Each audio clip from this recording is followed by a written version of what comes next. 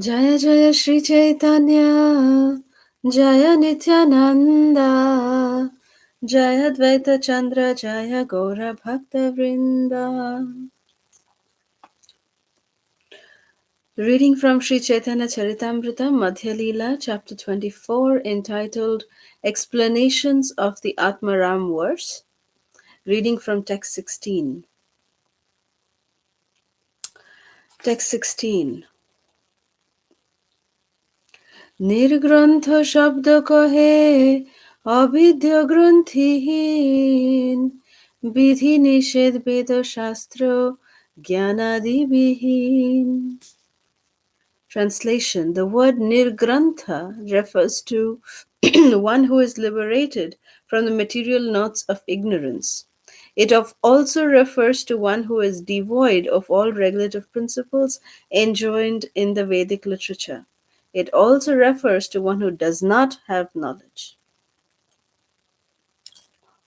Om Ajnanatimirandhasya Jnananjanashalakaya Chakshurunmilitam Yena Tasmai Shri Gurave Namaha Namo Om Vishnupadaya Krishna Preshtaya Bhutale Srimate Radhanath Swaminiti Namine Namo Om Vishnupadaya Krishna Preshtaya Bhutale Srimate Jayapataka Swaminiti Namine Namo Acharya Padaya Nitai Kripa Pradayine Gaurakatha Dhamadaya Nagara Gramatarine Namam Vishnupadaya Krishna Preshtaya Bhutale Srimate Bhakti Vedanta Swaminiti Namine Namaste Saraswati Deve Gauravani Pracharine Nirvishesha Shunyavadi Paschatya Deshatarine Jaya Shri Krishna Chaitanya Prabhu Nityananda Shri Advaita Gadadhar Shavasadi Gaura Bhakta Vrinda Hare Krishna Krishna Krishna Hare Hare Hare Rama Rama Rama Hare Hare Mukam karoti vachalam pangurlangayate girim yatkripatamahamam vande Shri Gurun Danatarinam Paramananda Madhavam Shri Chaitanya Ishwaram Hari Om. Hare Krishna. This Atmaram verse, Mahaprabhu, he's a master of miracles, Shri Gauranga Mahaprabhu. In the beginning of the chapter, Srila Bhaktivinoda Thakur, whose most auspicious disappearance day we are celebrating today,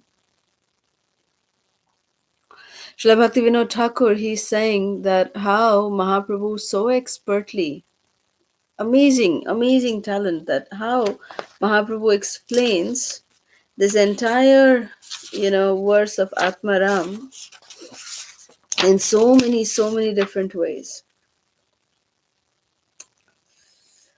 And in specifically, Bhaktivinoda Thakur mentions that he explains it in 61 different ways.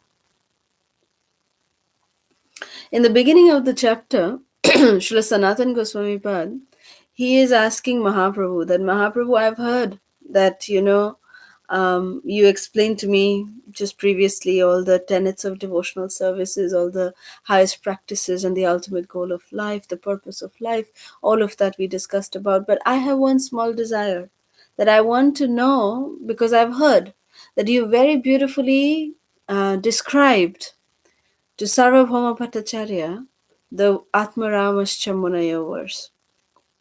So, and you explained it to him in 18 different ways. So can you please repeat it to me? I want to hear it from your lotus mouth. Like this, Srila Sanatana Goswami very humbly, very genuinely, he submitted himself to the Lord. And when he did that, Mahaprabhu was so pleased. He was so pleased by the genuine humility of Srila Sanatana Goswami.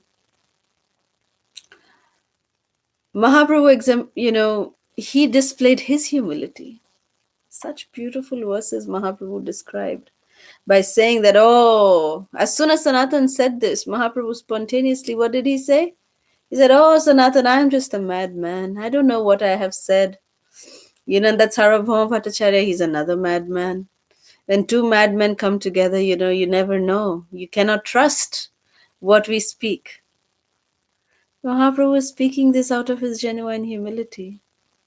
He's not making it up. He really feels like that. And by speaking like this, he is in fact glorifying Srila Sanatana Goswami. And Mahaprabhu is saying later on that By your association, Sanatan, something may come out from my mouth because I just don't remember what I spoke to Sarvabhauma Bhattacharya. It's so amazing, when I was just reading this again, this morning, these verses, it just made me feel that if Mahaprabhu is so genuinely humble, if Mahaprabhu is setting the bar up at, he's setting the bar up really, really high, the highest that it can ever be, then following in Mahaprabhu's footsteps, how much humility we need to develop. We have so much, at least I can speak for myself, we have got so much pride, so much, false notions about oneself that yes, we have this quality, we have that quality. Look at how great I am. Look at how this I am. Look at how that I am. We never stop glorifying ourselves. And in front of others, we create a false humility by saying, oh, no, no, no, no, this, that, no, this, no, that. But genuinely from our heart, are we able to feel that humility? That whatever we are speaking is actually by the association of pure Vaishnavas. When we are in the association of genuine Vaishnavas, the Vaishnavas, they prompt us to speak because in each and every one of their hearts, they have realized that Krishna is present in their hearts.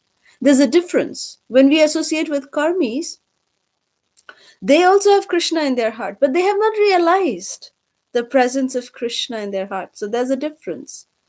The Vaishnavas, they have realized that Krishna is present in their heart. And that's why they act according to it.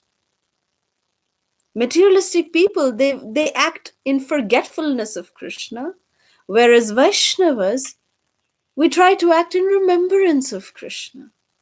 That's the difference. We acknowledge the presence of Krishna. At least we try to acknowledge the presence of Krishna.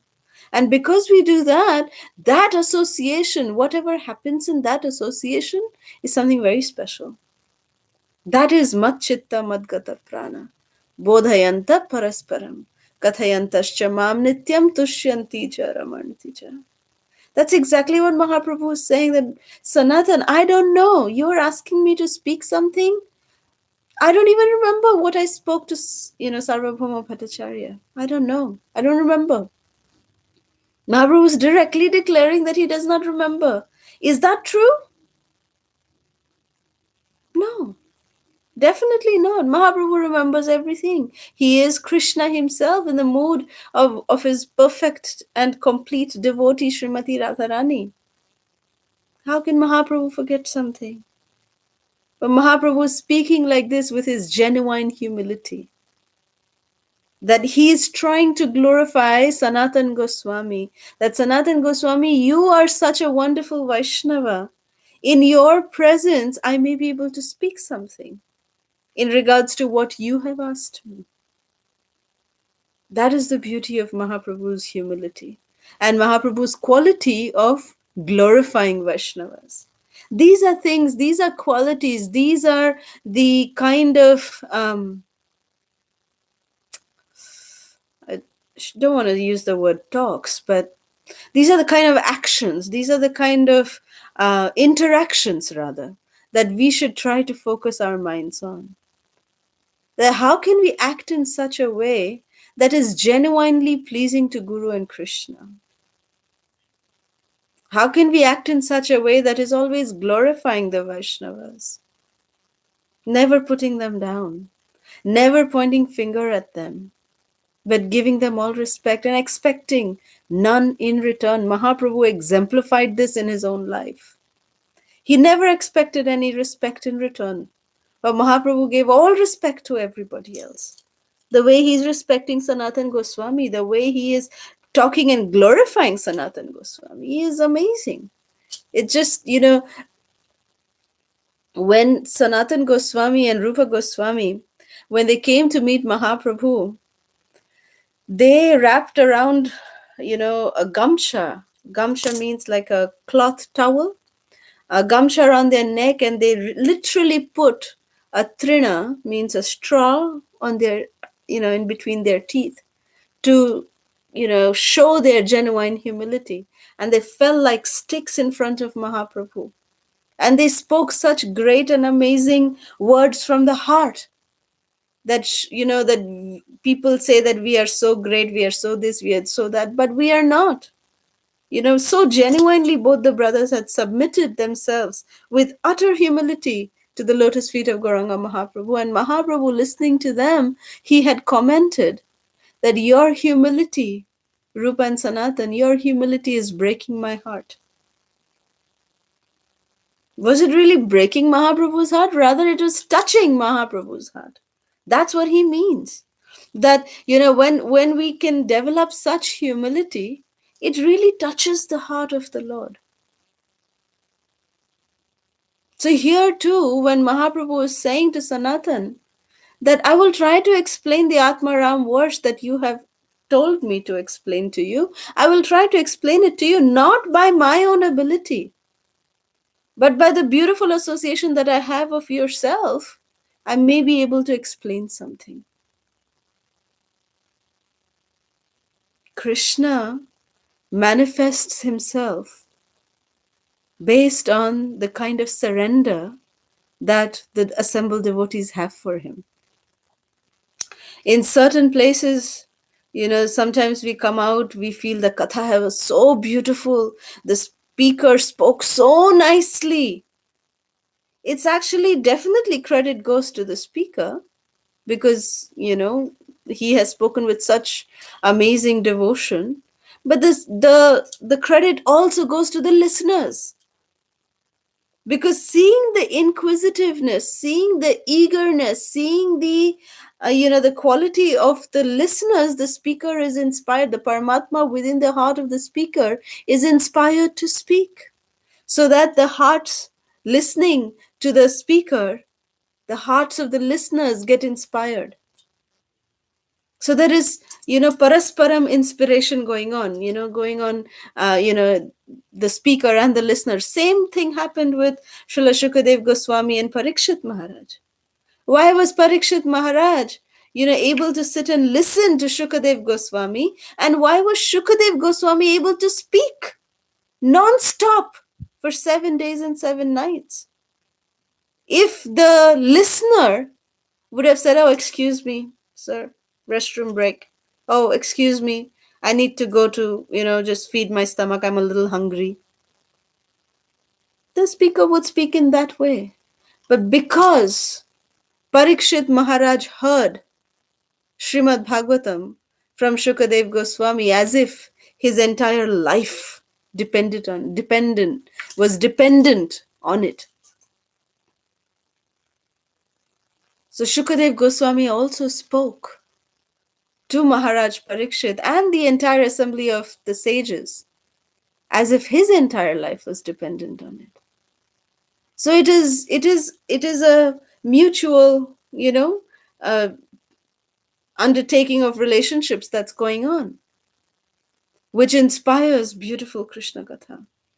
That is Krishna, how much we are, in that particular assembly, in that particular audience, how much there is Krishna, that much of Katha will be inspired.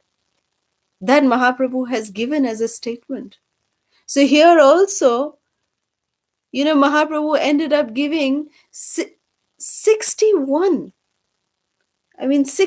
different, explanations of this Atma Ramascha Munayo verse. In fact, I was just trying to categorize it. I kind of summarized the entire, I couldn't give it up, I couldn't put this entire chapter down. I've seen this. Whenever I start reading this particular chapter, I end up reading the entire chapter. So I was reading the entire chapter and I realized that Mahaprabhu started the explanation from verse number 10 of this particular chapter. And Mahaprabhu goes on to explain the individual meanings of this particular verse till text 106 or something. So for almost around 100 verses, Mahaprabhu is explaining the 4 lines of this verse from Srimad Bhagavatam, individual meanings of each of this verse.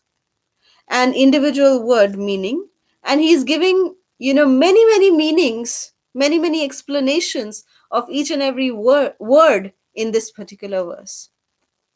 And text 107, Mahaprabhu is saying that, well, now I'll try to give you a concise meaning of what this entire verse would mean in its completeness, in its fullness. And that goes on for almost another 125 verses. 125 verses, Mahaprabhu is explaining what is the entire connection of the, individual words that are there in this particular verse. It's beyond comprehension. It's simply beyond comprehension. It's such an important verse. This verse from Srimad Bhagavatam, which is there in first canto, 7th chapter, text number 10. This chapter is entitled "The Son of Drona Punished." And here, the chapter is started by saying that what was the qualification of Srila Shukadev Goswami for him to be able to, so much get into Srimad Bhagavatam? What really made him get into Srimad Bhagavatam so much? So here's the answer. So 1.7.10. Suto vacha atmaramascha munayo nirgrantha api urukrame kurvantya haitu kim bhaktim itham bhuta guno hari. Translation: Sutta Goswami said, all different varieties of Atma Ramas, those who take pleasure in the Atma or spirit self, especially those established on the path of self-realization, though freed from all kinds of material bondage, desire to render unalloyed devotional service unto the personality of Godhead. This means that the Lord possesses transcendental qualities and therefore can attract everyone, including liberated souls.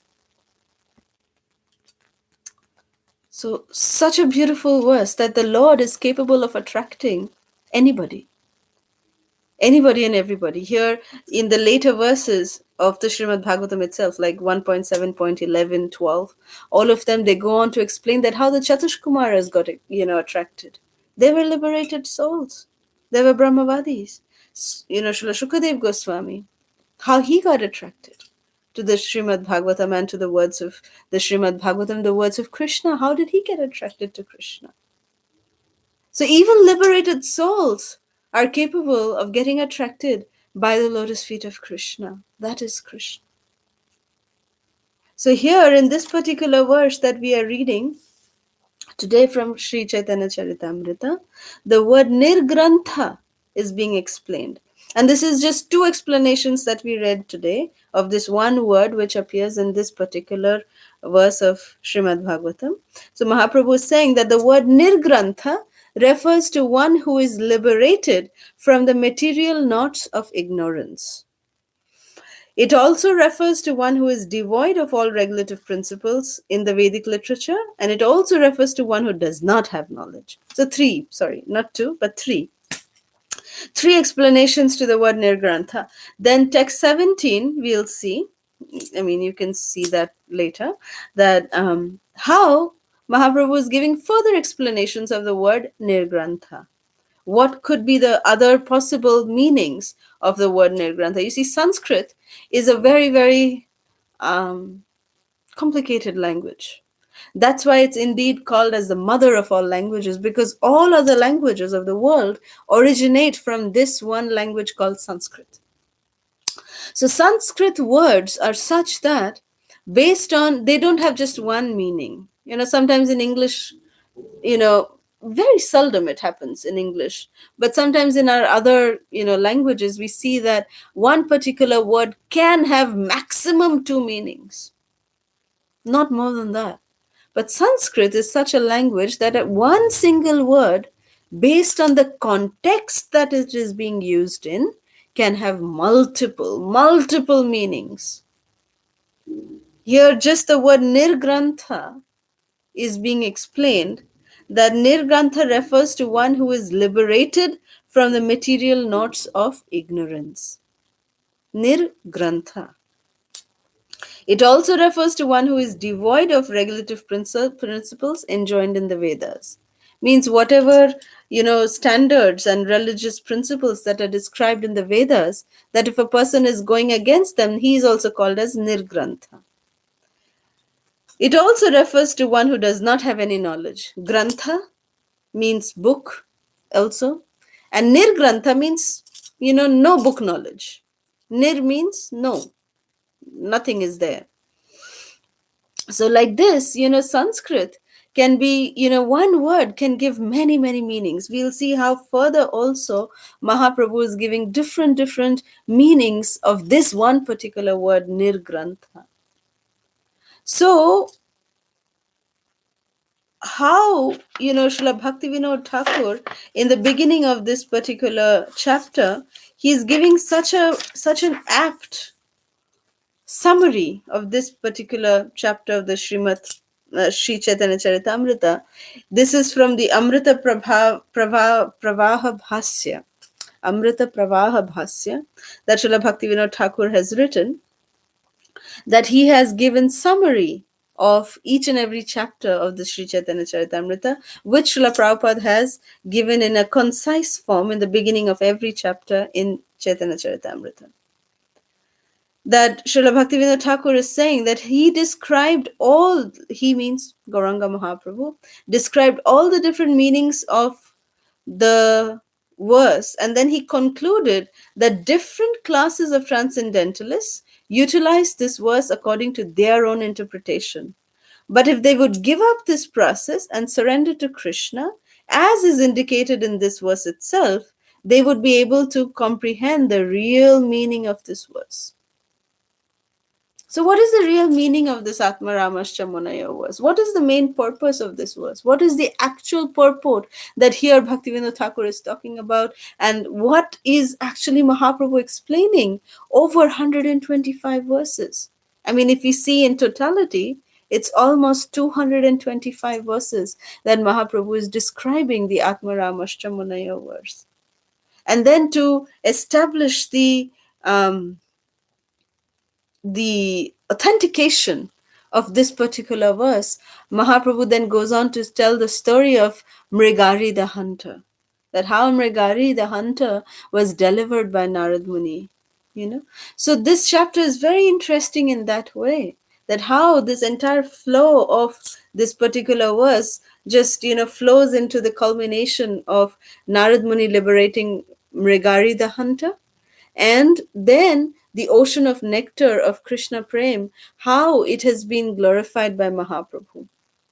That is the ultimate objective of this particular verse, that how the devotees who are constantly immersed in, constantly absorbed in, immersing themselves in the Krishna Prema, in different devotional services of Krishna, various services to Krishna, how they are completely submerged in the ecstatic emotions of Krishna Prem, that is being described here.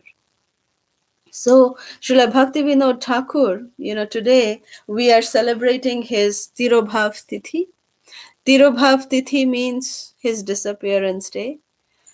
So Vaishnava, whether it is appearance day or whether it is disappearance day, it is a celebration for us. We celebrate the disappearance day also, but we celebrate the disappearance day. Yes, there is a sadness in this day because the Acharya has physically gone away from our vision.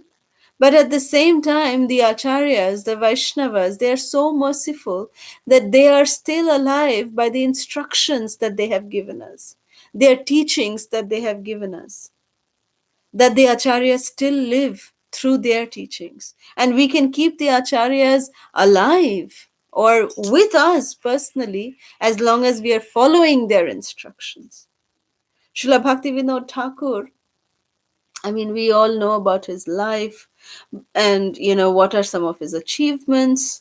We all know how he was a district magistrate and he had successful family life. He had a wonderful family.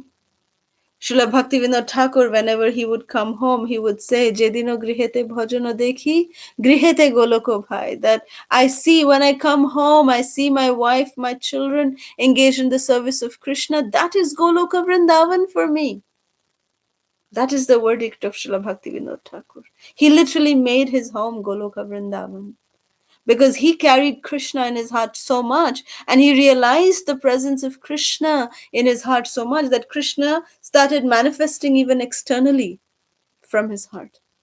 That was the beauty of this powerful Acharya Srila Bhaktivinoda Thakur.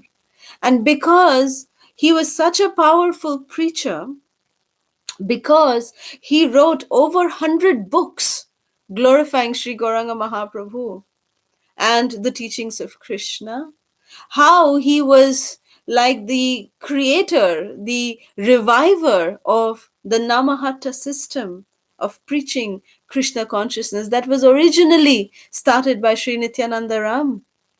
He was the one who took away and swept away the marketplace of the holy name. He swept away all the apasampradayas, the aul, baul, and all the crazy sampradayas that were coming up. He just swept them clean and brought and gave the pure Krishna consciousness. He revived pure Krishna consciousness. And because of all of these activities that Srila Bhaktivinoda Thakur did, very rightly, Srila Bhaktivinoda Thakur used to be very lovingly called as the seventh Goswami. After the six celebrated Goswamis of Vrindavan, Srila Bhaktivinoda Thakur would be called very lovingly as the seventh Goswami. So Srila Bhaktivinoda Thakur, he actually made three major predictions. And his three major predictions, one was that the teachings of Sri Gauranga Mahaprabhu will be broadcast all over the world. That was one of his predictions. And the second prediction was that when will that day come when the Hare Krishna Mahamantra will be actually chanted outside the shores of India? That was his second prediction. And the third prediction and desire that Srila Bhaktivinoda Thakur had was that when will that day come when white-bodied Americans and other people from all over the world will come to Sri Mayapur Dham and chant along with the Bengali Vaishnavas, Gaura Hari, Gaura Hari, Gaura Hari. That was his predictions. So this is Srila Bhaktivinoda Thakur, his amazing contributions. I mean, we all saw how beautifully Vrinda Gopika Mataji had posted the Thakur's, daily schedule. I mean, it's amazing. I mean, it's not possible for any mundane person, even even a practicing Vaishnava to even fathom that kind of a schedule, to follow that kind of strict schedule every single day. It's impossible unless he is a divine personality, unless he's a personality descended directly from the spiritual world who has come for the purpose of reviving Krishna consciousness. That was one of Srila Bhaktivinoda Thakur's major contributions, was in the preaching field. That how, today's Bhakti Vriksha system that we know, that system was originally propagated by Srila Bhaktivinoda Thakur as his system of the Namahatta.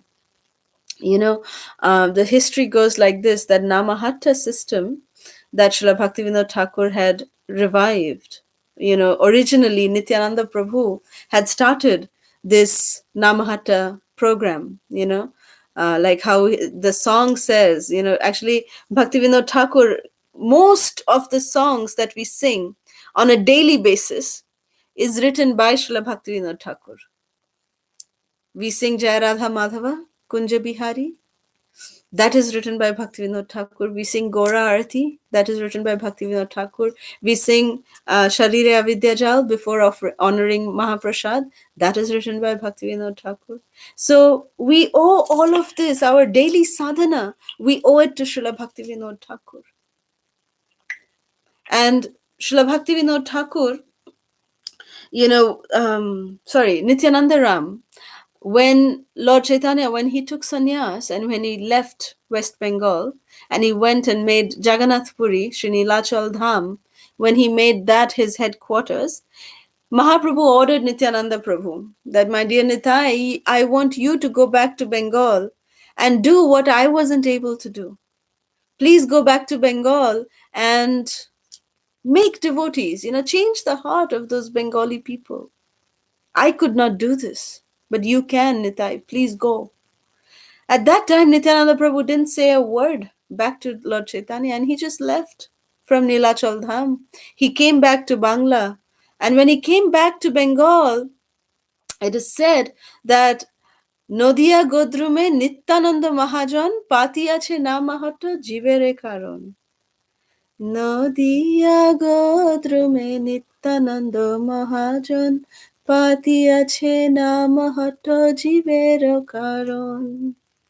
That in Nadia, in West Bengal, Nityananda Ram came back and he started the Namahatta program in Surabhikunj, where very near to the place where Srila Bhaktivinoda Thakur lives, in Godrum Dweep in Mayapur. That's where Nityananda Ram started the Namahatta programs.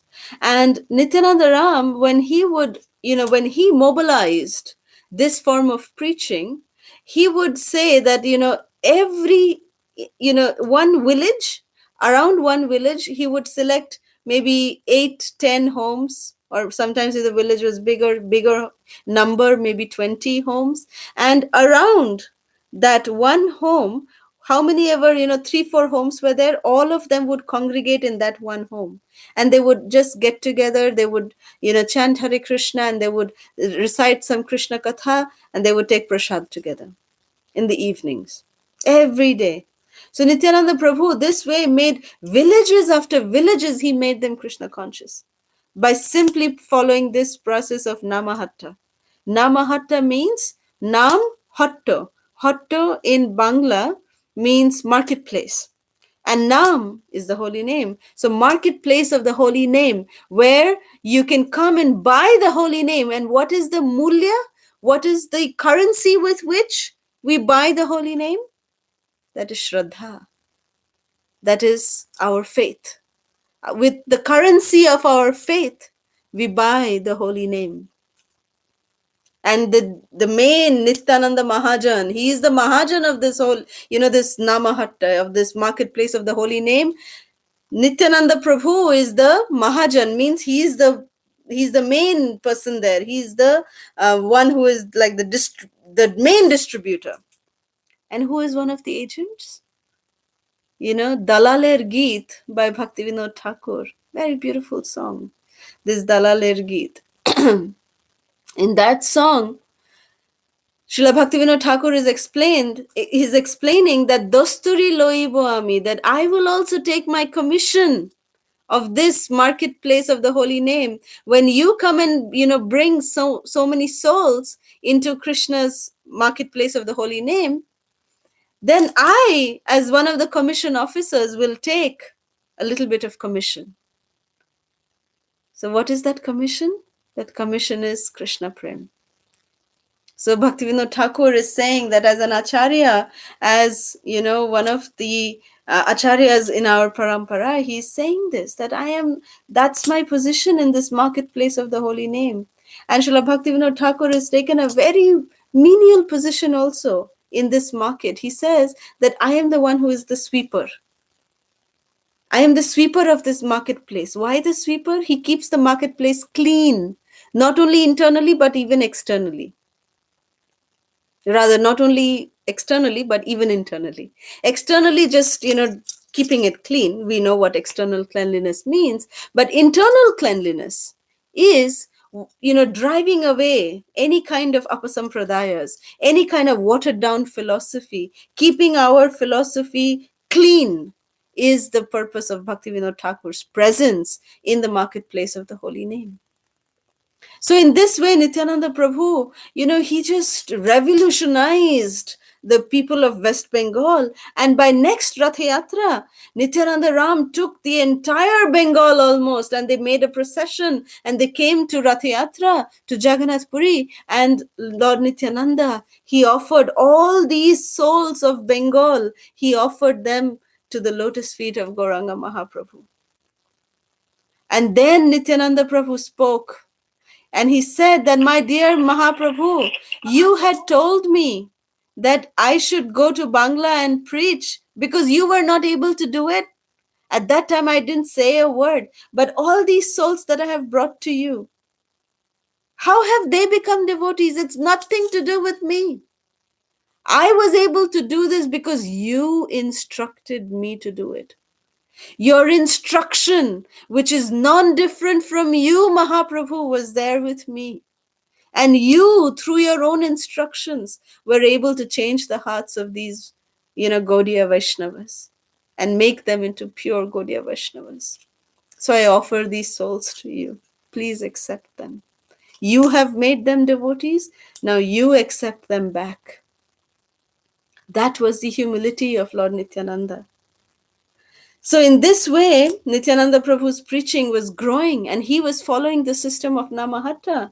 And Srila Bhaktivinoda Thakur, when he started his preaching, he actually studied the preaching style of Nityananda Prabhu, and he gave it a proper structure. That he said that there should be groups, small groups. And these small groups should not be independent, because when we have small groups, they tend to become like bubbles in all space. Bubbles, when they are left in space, they become independent. And then if they become independent, what happens to a bubble if it goes independent? Then it will burst one day and it will dissolve and it will go into space. Lose its existence.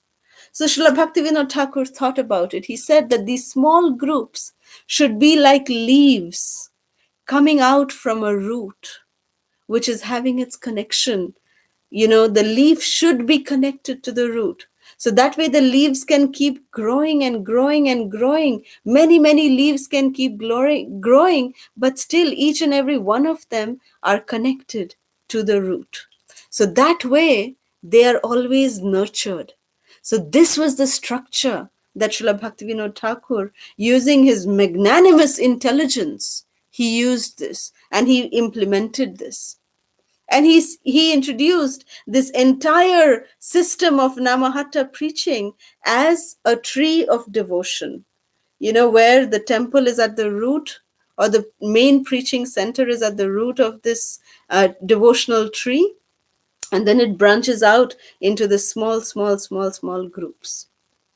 Then he appointed someone called as the Chakrapati, the Upachakrapati, and the Malapati, and the Mahamalapati. Like this, so many different layers of structure was formed by Srila Bhaktivinoda Thakur. And then, in the early 80s, Srila Prabhupada had actually instructed Srila Jayapataka Maharaj to start congregational preaching. Because in those days, in the early days of Krishna consciousness, there was no concept of anyone staying outside the temple and practicing devotional service, practicing Krishna consciousness. The only way that you could be a devotee in those early days was that if you joined the temple. But Srila Prabhupada had told Jayapataka Maharaj that in the future, our temple, our ISKCON centers will be like that, the church, just like the church. Just like how people would come to the church on Sundays, but during the entire day, they congregate in their own homes. They follow the practices of the church in their own homes. So similarly, Prabhupada said that devotees will practice in their own homes, and then on Sundays they will come to the temple, they will congregate together. So having this instruction from Srila Prabhupada, Srila Jayapataka Maharaj in the early 80s had started the Namahatta preaching program style, which was gatherings at home, which is sometimes 30, 50, 100 people gather together, where there's kirtan, lecture, prasad, kirtan, like that. Very nice home programs were called as Namahattas. Then this structure of Srila Bhaktivinoda Thakur's preaching style came into Srila Jayapataka Maharaj's vision, which Bhaktivinoda Thakur used to call it as Namahatta. But because there was an already existing system of Namahatta that was there in ISKCON, so the Congregation Development Ministry and Jayapataka Maharaj came up with a new name to implement the same Namahatta structure of Bhaktivinoda Thakur. They came up with this name from the Caitanya Caritamrita itself. They came up with this name as Bhakti Vriksha, which is the tree of devotion. So this is a term that is connoted and found in the Chaitanya Charitamrita itself. And just to distinguish it from the already existing Namahatta in ISKCON, it was named as Bhakti Vriksha. But this Bhakti Vriksha structure is the same structure that Bhaktivinoda Thakur had implemented. So we are actually very, very fortunate that we have, these acharyas with us. And by the implementation, by the following of this kind of structure, we are actually following the instructions and directly serving the instructions of Srila Bhaktivinoda Thakur and our Guru Vargas. So we should consider ourselves very, very fortunate. Srila Prabhupada, one time in a room conversation, they were just talking. Srila Prabhupada was with some of his, big men disciples. And one of the disciples, I think it was Madhudvisha Prabhu, he said that Bhaktivinoda Thakur is a very powerful acharya, Srila Prabhupada. And Prabhupada nodded. He said, yes, he's a very powerful acharya.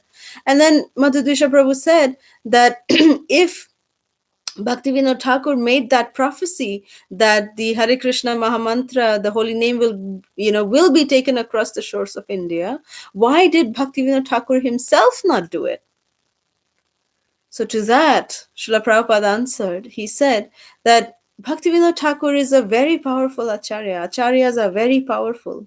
If he wanted, he could have fulfilled it himself. But it is his mercy that he left that work for all of us to follow. That is his mercy. That he made this prediction, but he made sure that he would have, he would send, the best qualified person, the Senapati Bhakta of Gauranga Mahaprabhu would be sent to fulfill this prediction of Bhaktivinoda Thakur, fulfill this desire of Bhaktivinoda Thakur, prediction of Gauranga Mahaprabhu. So Srila Prabhupada came. And Prabhupada said that this is the mercy of Bhaktivinoda Thakur, that he could have done it.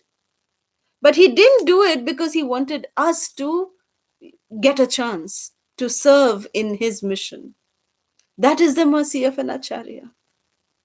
So it is up to us how much we are taking this opportunity. You see, this prediction of Gauranga Mahaprabhu, Prithivite ache jato nagoradigram sarvatra prachar hoibe mor naam, or the prophecy of Srila Bhaktivinoda Thakur is already getting fulfilled. Westerners from all over the world are coming to Mayapur, and Mahaprabhu's names are getting chanted all over the world. All of this is already happening. His predictions are already fulfilled. But it is up to us how much we want to participate in this mission so that our lives can get successful. That is up to us. So let us make our wise decision. We should choose very wisely and choose to be in the association of devotees, choose to surrender to Krishna and follow in the footsteps of the acharyas so that we can please the acharyas, please our Guru Vargas, do services for the pleasure of our Guru Vargas. Srila Bhaktivinoda Thakur is none other than Kamala Manjari in his eternal spiritual form, who is a very confident servitor of Srimati Radharani and Srimati Lalita Devi.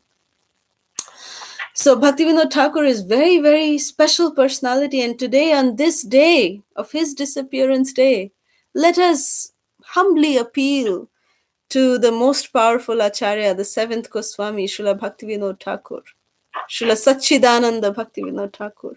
Let us appeal to him, let us beg his mercy so that he allows us to participate in this preaching mission of Sri Gauranga Mahaprabhu and make our lives a grand success as an offering to our spiritual masters. So with this, we will end here. Thank you very much. Srila Prabhupada ki jai. Srila Sachidananda Bhakti Vinod Thakur ki jai. Hare Krishna. Thank you. Thank you very much, Mataji. Namaskaram. Glory to Sri Prabhupada, Guru Maharaj. Thank you. Very, very wonderful classes are given, and also Bhakti, Viksam, Namahatan, very, very Dalala song. You have enlightened us. Very, very wonderful. Mataji. Thank you very much. Please give us more of your association. Hare Krishna. If anybody has any question, please go ahead. Hare Krishna Mataji, Krishna.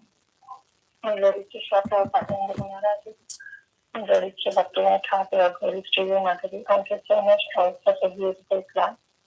And especially, glorifying the Bhaktivinoda Thakur and to the honor of his appearance too. So, Mataji, I have one question, not a question, I said that as a doubt. Been hearing about this thing, and you also brought it up that how those days joining ISKCON means joining the temple, and or practicing bhakti means joining the temple itself. When my Guru Maharaj brought up this point recently, but these days, it is the temples are empty, and it's only on Sundays that people gather together, and rest everybody is practicing at their home. So, my question is what was the ideal scenario? Was it good at that time when people were joining the temple and temple was full, or how it is that today the temples are empty? Hardly anybody is there for Mangla Aarti, 2 or 3 people, and the rest, but everybody is practicing home. Or both the scenarios were right as the sanctions and circumstances. I just want to know, Mataji, what actually should be and how it should be like. Yes, you are right that, in those days, the temple was the main center of activities, and nowadays we don't see that much crowd, especially during off hours, and especially in a country like America, where everyone is so busy with their own daily schedule and work and things. So it's difficult for everyone to at least come to the temples and even attend Mangalarti and things like that. It's definitely difficult. But at the same time, we need to know and see that what Srila Prabhupada had predicted, that he wanted every home to be a temple. Not that, just our temple will be our place of worship. Yes, people do congregate in the temple during weekends. At least during that time, we should encourage, like in Houston, we are very thankful to our temple president, actually, that he has been emphasizing and stressing, His Grace Shamsundar Prabhu, he's been emphasizing and stressing the importance of attending morning program, at least during Sundays. He encourages, with his own personal example, he encourages the congregation to come for the morning program on Sundays at least, come to the morning program on Sundays, or Saturday, someday, one day a week at least, we should make time, for attending the entire morning program. And this is definitely up to the leaders with what kind of standards we are setting. But during the weekdays, it's not going to be really possible with the kind of life that, devotees here in North America especially are leading. So as long as they are doing things in their own home, and as long as they're following the temple schedule in their own home as much as they can, it's perfectly all right. And as long as they're coming to the temple on weekends, that should be okay. But yes, you are right that we should have a certain structure where we are encouraging our congregation members to attend at least on weekends the morning program. It's very nurturing, to do chanting and japa in the association of devotees. It is very nurturing. So we should come and experience that at least on Sundays at our regular temple. We should do that. So that's my opinion. I hope this helps. Thank you so much, Mataji. That really helps. Thank you. And I thank you, Kirtida Sundari Mataji, for forcing me to give the class today. By your mercy, I was able to myself read this particular chapter again, and trust me, it was amazing. So I really, really am very, very grateful to you for this opportunity. Thank you. And I'm grateful to you, Madhya, for accepting my request. And we could hear the glorification from your lotus mouth. So thank you so much, Madhya. Thank you. Thank you. Thank you. All glories to you. Thank you.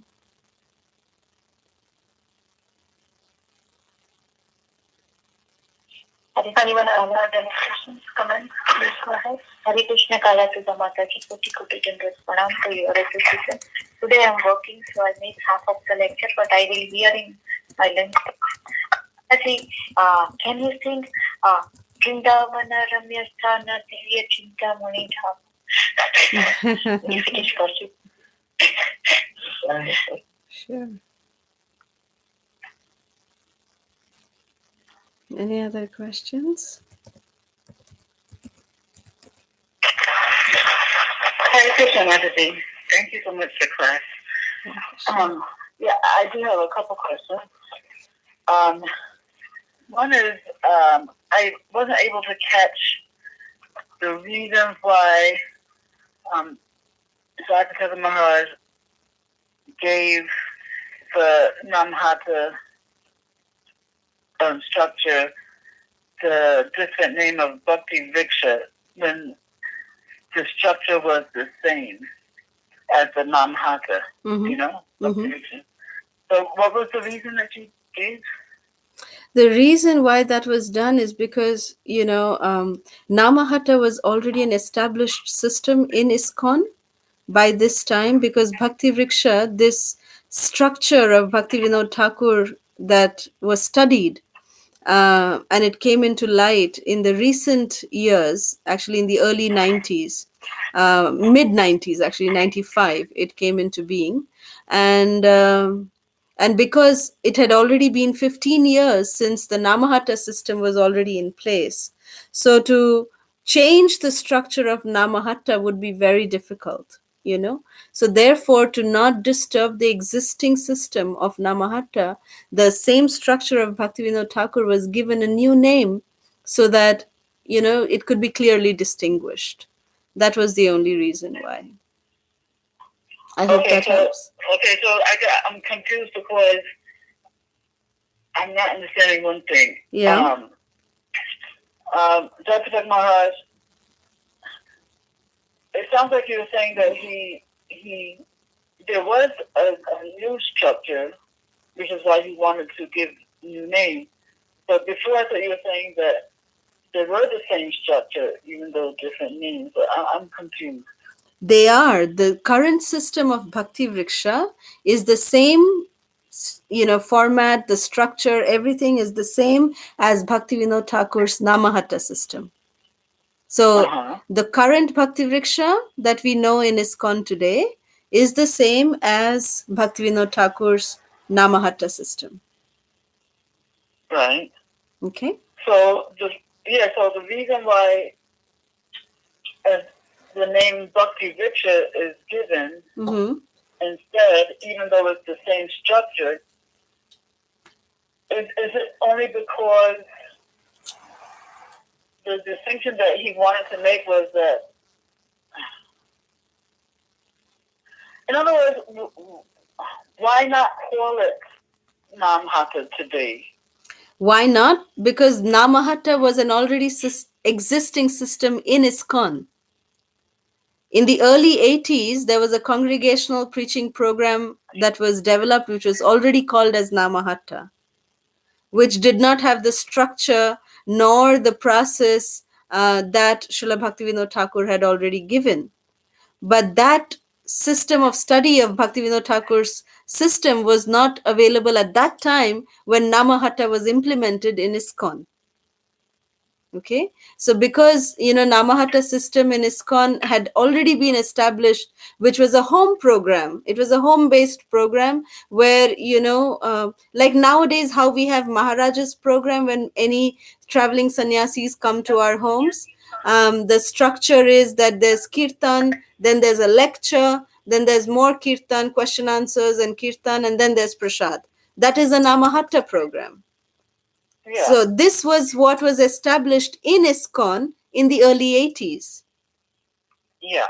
So when the study was done about Bhaktivinoda Thakur's structure of his Namahatta program, we found that that structure is very different than the already existing structure of Namahatta that already has been implemented in ISKCON for the past 15 years. So again, if we say that, okay, now this is Namahatta again, but this is the process, it would become very confusing. So therefore, it was launched as a separate kind of program with a separate name, Bhakti Vriksha, but it is the same structure that Bhaktivinoda Thakur had given. Does that clear? Does that help?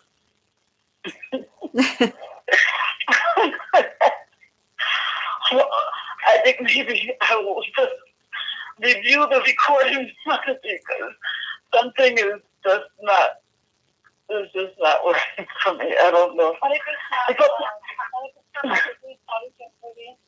think so Bharanji Mataji is asking like what is the difference actually between Namhatta and Bhakti Vriksha? Unless Namhatta, if there is no difference, then if Namhatta was going on, then why the new name of Bhakti Vriksha has landed up?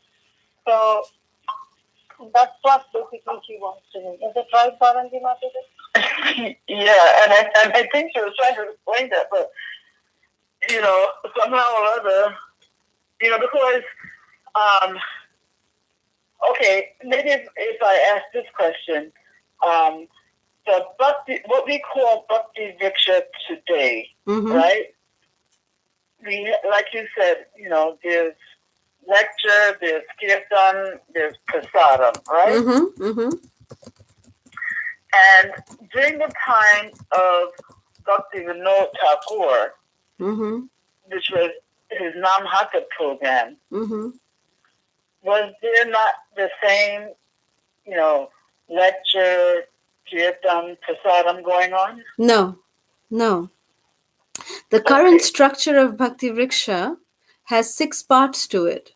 Like, it's more structured. It starts with an icebreaker session. Then there is kirtan, very small kirtan. Then there is Krishna Katha, where it's a discussion format. It's not a lecture. That's the basic difference between Bhakti Vriksha and Namahatta.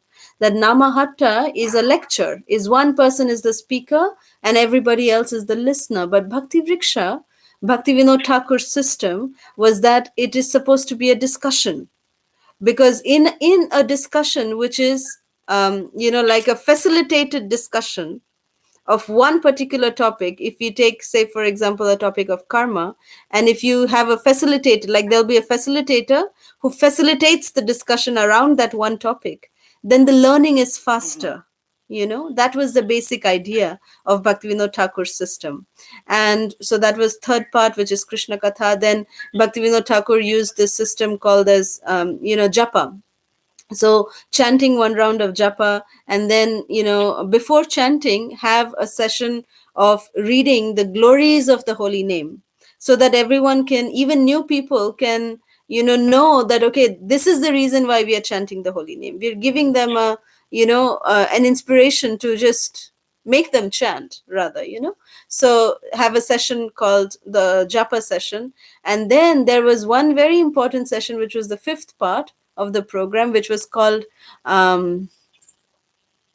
preaching, sharing Krishna consciousness. Means Bhaktivinoda Thakur would say that if you like what we are doing here, bring your friends, and bring your known people, or just go and tell about this program to others. And he would keep this program in a small group of 10 to 15 people. As soon as the group members would become more than 10 to 15 people, he would say that the group should multiply. And then you keep again having these programs, and then when the group is again saturated to 10 to 15, again multiply. So the preaching keeps expanding and expanding and expanding while still being connected to one root. So that is the system of Bhakti Vriksha, which Bhaktivinoda Thakur had suggested. That is a way that you can really conquer this is the same system that Nityananda Prabhu used of, like mobilizing villages after villages, in Bengal. This was the system that he used, meeting in small groups and having discussion programs and asking them to go and bring others. And we have these Okay. programs once a week, but they would have it every day, things like that. So that's the difference in the structure of Namahata and Bhakti Okay. Vriksha. Okay. So in Namahata, the structure was more lecture or class based. Yes. And another feature was that, once the group got too big, they would branch off, right? Namahata would never branch. No. Oh, Namahata would never branch. No, Namahata program would never branch. The one in ISKCON, the one that was implemented in ISKCON would never branch. But Bhaktivinoda Thakur's Namahata structure, yes, it would branch. Okay, so you see, this was, I think, why I got confused, because there was Bhaktivinoda Thakur's version of Namahata, the original version, which was like lecture based. And then No. Bhaktivinoda Thakur's original structure was discussion based. Oh, his was discussion based. Yes. So it was ISKCON's Namahata that was lecture based. Lecture based. Yes. Oh my goodness. Okay. Let me see. So ISKCON Namahata was lecture, and Bhaktivinoda was discussion. I can see why I was getting so confused. And then,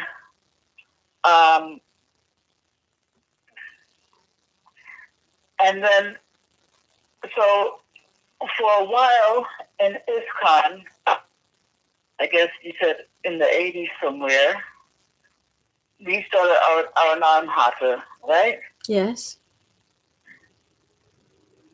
And then it was Jaipataka Maharaj who wanted to bring back more Bhaktivinoda Thakur style. Yes. Of let's say Namahata, which he would now call Bhakti Vriksha. Right, because he was appointed by the GBC as the congregation minister for ISKCON. So it was Jayapataka Maharaj who implemented Namahata in the 80s, but it was he again who implemented Bhakti Vriksha in the mid 90s. Okay, so he wanted to use the term Bhakti Vriksha because he wanted to distinguish it from this lecture-based Namahata. Exactly. Yes. Oh. Okay, and so just following up on your answer, I was just interested in the six aspects. You said in the Bhakti Vriksha, there's the ice breaker, there's kirtan, there's the Krishna Katha, right? There's a japa session, 1, 2, 3, 4. And there's the fifth section is sharing Krishna consciousness. And the sixth one is prasad. Okay. Prasad is also part of the system, you see? Yeah. Well, thank you for hanging in there. Oh, no, thank you. Thank you. I actually do have another question. You said that another thing I did not catch, when you were making the connection between the Atmarama verse and the Mrigari the Hunter story. How were those two connected? Well, it's not really connected. That it is said that that just in, that how even the heart of Mrigari the hunter, Mahaprabhu actually just gives this story as I mean, Mahaprabhu chose to give this story, to speak about this story, because in the entire explanation of the Atmarama verse, for the 225 verses that I was saying in the beginning of the chapter, it's going to go on, and there Mahaprabhu is talking about how Shukadev Goswami, how the four Kumaras, who were Brahmavadis before, how they became devotees, how they got attracted to Krishna. And, so Mahaprabhu has been glorifying those layers of devotees, who are like the top, realized people. But this Atmarama verse also relates to anybody, even a gross materialistic person can get attracted to the lotus feet of Krishna. So in that regard, Mahaprabhu is, narrating the story of Mrigari the hunter, who was such a ruthless hunter that he would, kill his animals and half kill them just to enjoy that hunt. And he was so ruthless that how his heart changed. How could his heart change? It was, because of this verse's glory. So, just to establish the glory of this verse, which Mahaprabhu had already established about the self realized souls, or about the spiritualists rather, the different layers of spiritualists, by talking about four Kumaras and Shukadev Goswami and all of them. But now Mahaprabhu is giving the example on the other side, of a really ruthless hunter, that how his heart changed, and that how glorious Krishna is, how glorious the servants of Krishna are, like Narad Muni, that because they are self realized, whoever they come in touch with can make them glorified. So that's the connection.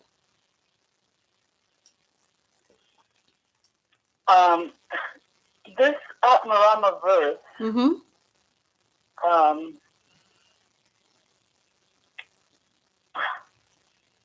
no, kind of almost afraid to ask the question, but it's okay. This I have heard of this verse, but somehow it still remains a bit of an enigma for me. Uh-huh. Because is it possible to say what the basic idea?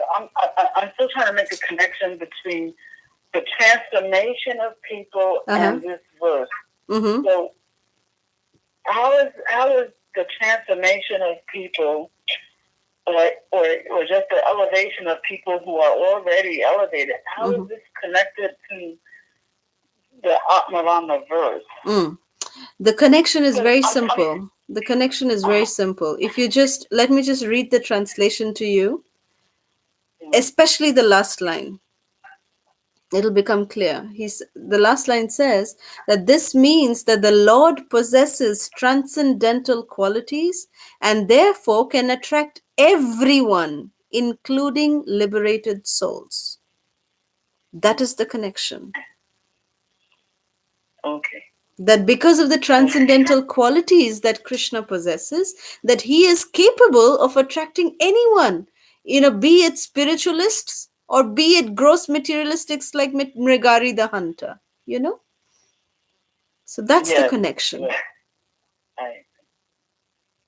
Yeah. Yeah, I didn't think it was going to be that simple to answer, but thank you. You're very welcome. There's one, I'd like to just squeeze in one very last question. Is, sure. When you were discussing the marketplace of, the marketplace of the holy name. Mm-hmm. Yeah, and was it Dr. Vinod Thakur who said that the commission that he would take is prema? Yes, because, in the marketplace of the holy name, the product that is sold is the holy name.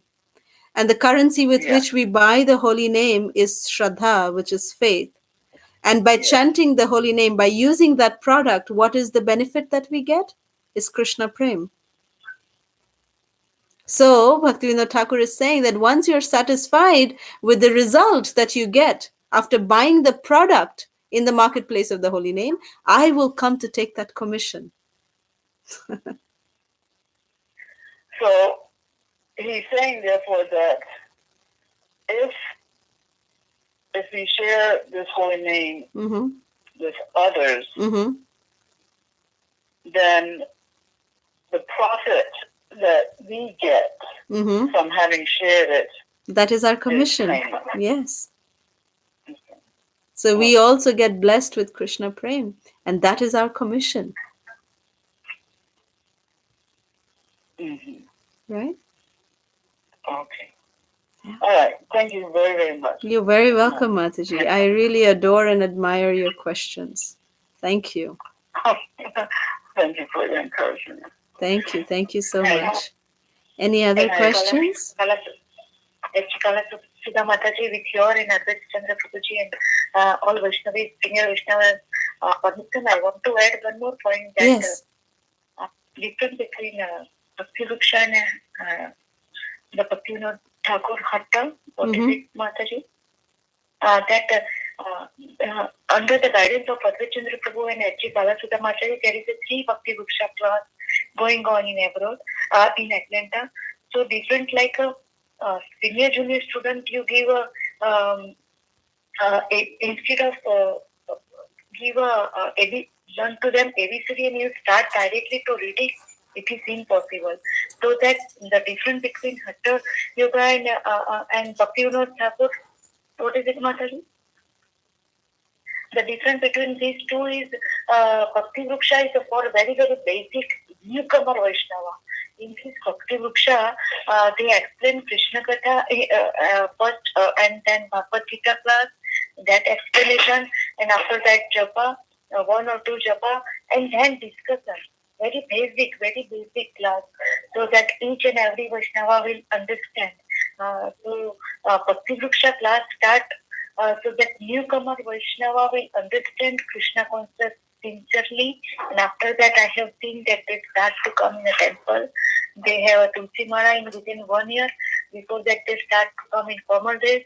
After that they start Dhoti Kurta, Tulsi Mala, and Mataji start to sari. So that it's for newcomer Vaishnava. Dandavat pranam, Thank you, Vrinda Gopika Mataji, for adding that. Yes, it is for newcomers, but Bhakti Vriksha is such a beautiful system that because it is a discussion, you can have discussion among sadhus also, amongst Brahmin initiated devotees. We have in Houston, we have Bhakti Vriksha with Bhakti Shastri students. So that also is a discussion. So, yes, it is mainly geared towards newcomers, no doubt about that. But Bhakti Vriksha can also be done with, advanced topics. Like we have edifications that we discuss on Srimad Bhagavatam. We have edifications on Krishna book. Like that, there's nectar of instruction, nectar of devotion. All of this is there. So, Bhakti Vriksha can be done in any level, basically. And it's another thing is that we are not saying that Bhakti Vriksha is the only way, that Namahata system doesn't work or anything like that. No, Bhakti Vriksha is just one of the ways to attract new people, for sure. And at the same time, Namahata program is also still needed, because when our visiting sannyasis come, we actually have a Namahata program. We may not know what Namahata is, but we are doing it. So it's not that we should just have one kind of program and just stick to that. No, that's not the motto of the Congregation Development Ministry of ISKCON, that we are trying to only say that Bhakti Vriksha is the only way. No, that's not what our motto is. That Bhakti Vriksha is definitely one of the easiest ways, if you follow the system, to attract new people, to make them devotees, like Vrinda Gopika Mataji said. And but we also want, and also need to have these Namahata programs. We need to have book distribution seminars, we need to have grihastha workshops, we need to have so many, how to raise children, all kinds of programs in ISKCON. So every program is important. So it does not bring down or bring up any other program, but this is also one of the ways of preaching which is given by our acharyas. That's the only thing. So thank you. Yes, I just wanted to make that point. One more point, that initiation is a very important thing in our life, but if Vaishnava are not taking seriously, So that Bhakti Diksha, now it's compulsory to attend 3 years Bhakti Diksha, so that they will learn Sisi Bhagavad Gita. After they learn Sisi Bhagavad Gita, after that Sisi Bhagavata, and after that Sisi Chaitanya Caritamrita. So that's why study in Bhakti Diksha class. That's why it's going to start this Bhakti Diksha class. Wonderful. Thank you, Mataji, for your realization. Thank you. Any other questions, comments?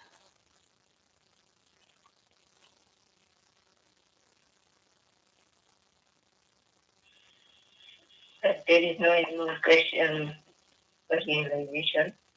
Oh, Mataji, you going to sing? Oh, yes.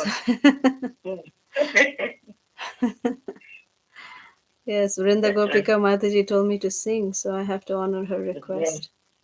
Yeah. So this is Vrindavana Ramya Sthan. Yes, very, very, very so nice. So, Vrindavana Ramya Sthana Dibbo Chinta Moni Dham Ratana Mandiro Manohara অমৃত কালিন্দিনী রে রাজহংস খেলি করে তাহে সভে কনক কম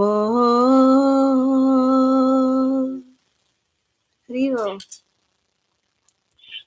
হরে Krishna Hari Hari Bol. Thank you very much.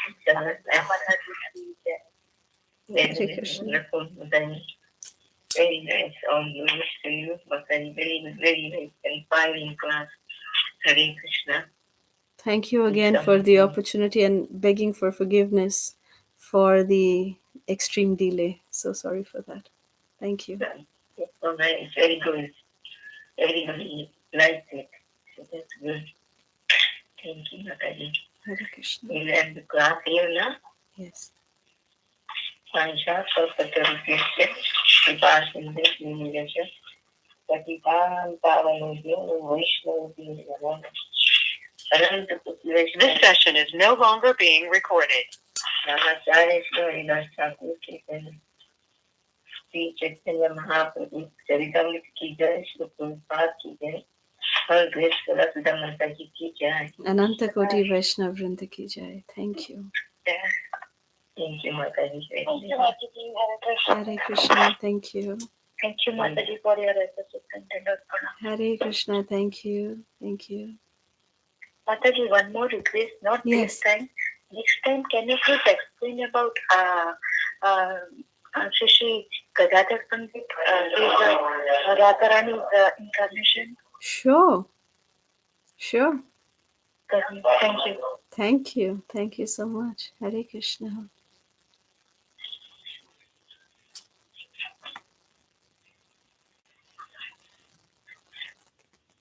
Thank you, Mataji.